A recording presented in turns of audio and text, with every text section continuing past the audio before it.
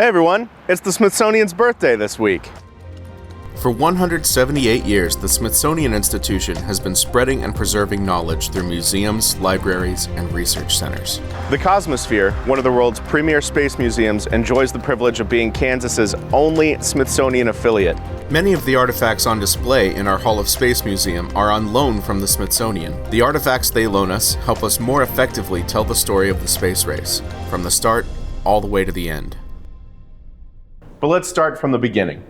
If you ask most people when the space race began, they'll say it started with the launch of Sputnik 1 on October of 1957, and rightfully so. But the space race would never have started if it weren't for the technology to send things into space. Of course, I'm talking about the rocket.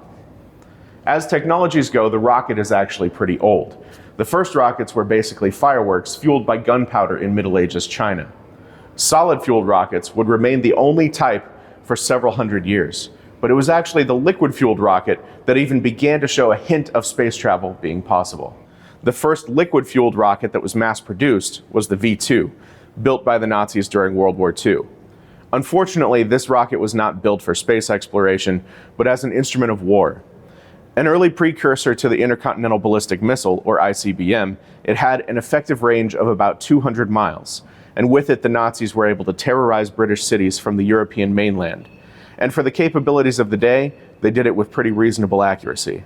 A part of the V-2 that contributed to this accuracy was the timer assembly, which was part of the guidance system. This timer is what told the V-2 when it had reached its target.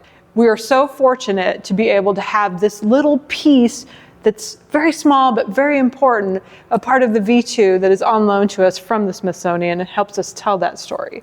Our V-2 timer has been here for about 20-some years. In the payload section of the Explorer 1 satellite, James Van Allen packed a cosmic ray detector.